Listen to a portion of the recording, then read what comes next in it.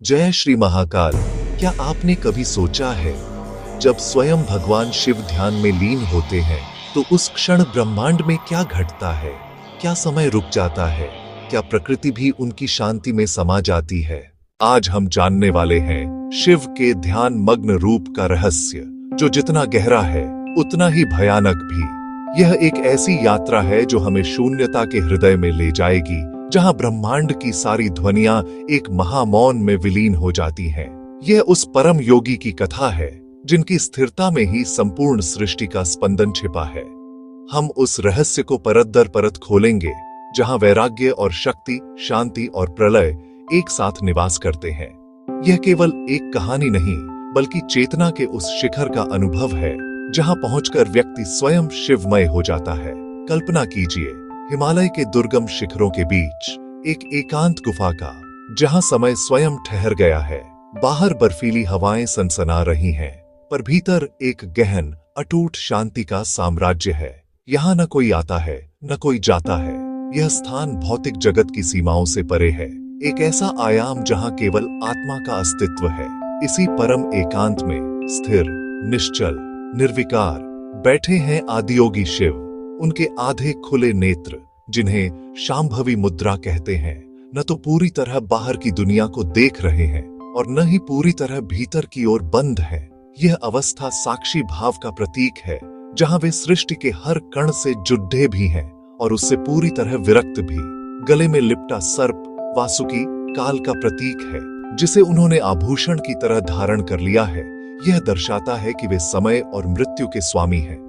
मस्तक पर अर्धचंद्र उनके मन पर पूर्ण नियंत्रण का द्योतक है, और शरीर पर लगी भस्म इस सत्य को उजागर करती है कि इस ब्रह्मांड का अंतिम सत्य राख ही है। उनकी यह मौन अवस्था कोई साधारण ध्यान नहीं, यह शून्य समाधि है। यह वो अवस्था है जहां मैं का भाव पूरी तरह मिट जाता है और केवल शुद्ध चेतना शेष रहती है। उनकी हर श्वास में ब्रह्मांड की आयु बसती है और हर प्रश्वास में युगों का परिवर्तन होता है। इस स्थिरता में कोई निष्क्रियता नहीं है, बल्कि यह अनंत संभावनाओं का गर्भ है। यह वो बिंदु है जहां से सब कुछ उत्पन्न होता है और अंत में सब कुछ यहीं लौट आता है, क्योंकि इसी गहन मौन में वो शक्ति छिपी है जिससे सृष्टि का नाश और पुनर्जन्म दोनों हो सकता है। यह उनके तीसरे नेत्र की शक्ति है, जो यदि खुल जाए तो पूरे ब्रह्मांड को भस्म कर सकती है। पर यही शक्ति ज्ञान का प्रकाश भी है, जो अज्ञान के अंधकार को मिटाकर सत्य का साक्षात्कार कराती है। शिव का ध्यान मग्न रूप हमें यही सिखाता है कि सच्ची शक्ति बाहरी कोलाहल में नहीं, बल्कि भीतर की गहन शांति में निहित है। क्या सच में शिव का ध्यान पूरे ब्रह्मांड को प्रभावित करता है?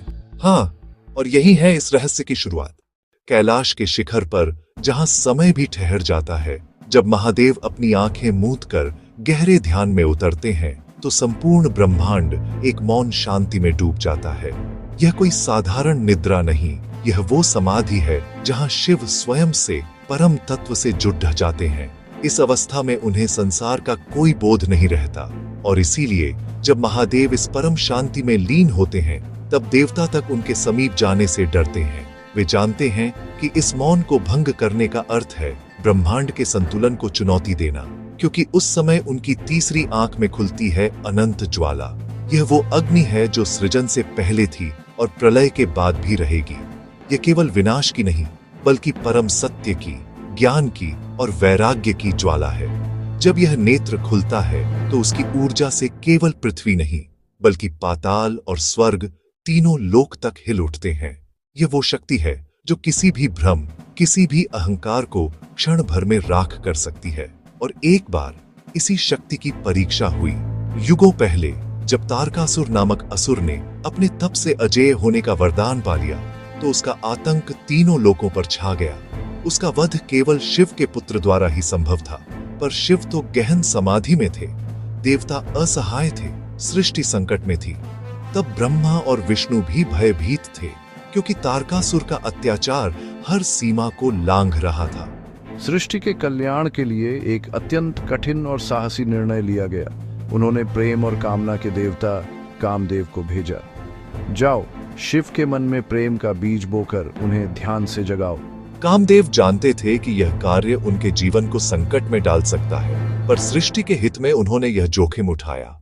उन्होंने वसंत का मनमोहक वातावरण बनाया और महादेव पर अपना सबसे शक्तिशाली पुष्प बाण चलाया। परंतु जब कामदेव ने वह फूल का बाण चलाया तो उन्होंने शिव के वैराग्य को चुनौती दे दी थी। क्षण भर के लिए शिव का ध्यान भंग हुआ, उनकी समाधि टूट गई।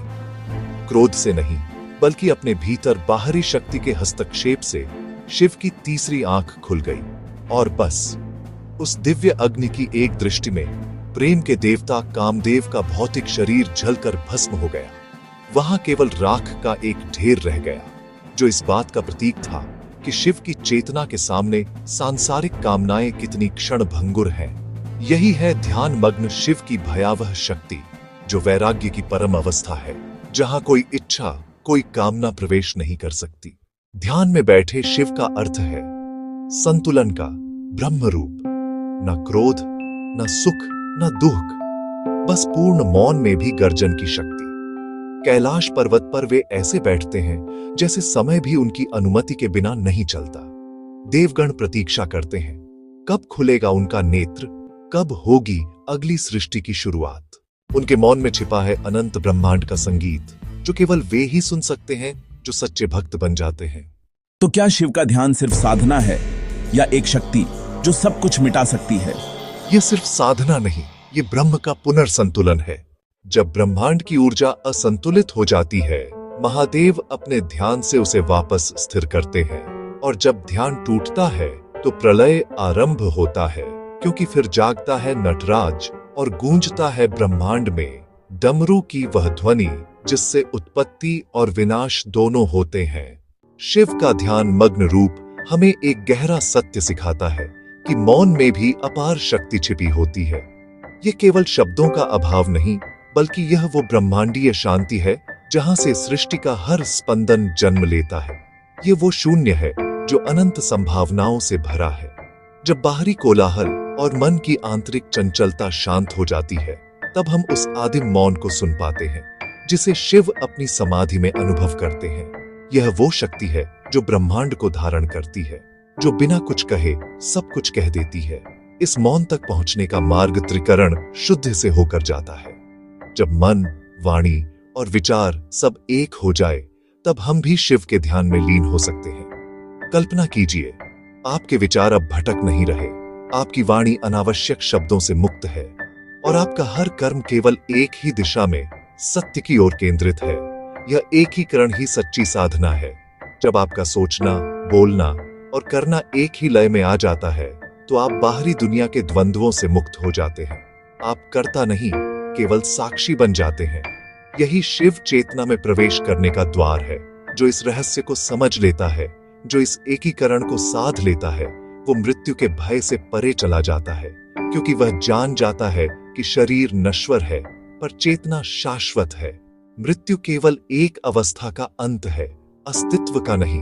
वह काल के चक्र को भेद कर महाकाल के स्वरूप को पहचान लेता है, और जब संसार उसे किसी नाम से पुकारता है तो उसे मिलता है केवल एक नाम, एक पहचान, एक गौरव, महाकाल का भक्त। वह जो समय का स्वामी है, उसका अंश बनकर वह स्वयं समय से परे हो जाता है। यही है परम गति, यही है अंतिम उपदेश। अगर आपको शिव के ध्यान मग्न रूप का यह रहस्य पसंद आया हो, तो वीडियो को लाइक और शेयर करें, और शिव की खोज चैनल को सब्सक्राइब करना न भूलें, क्योंकि यहाँ हर रहस्य खुलता है महादेव की कृपा से।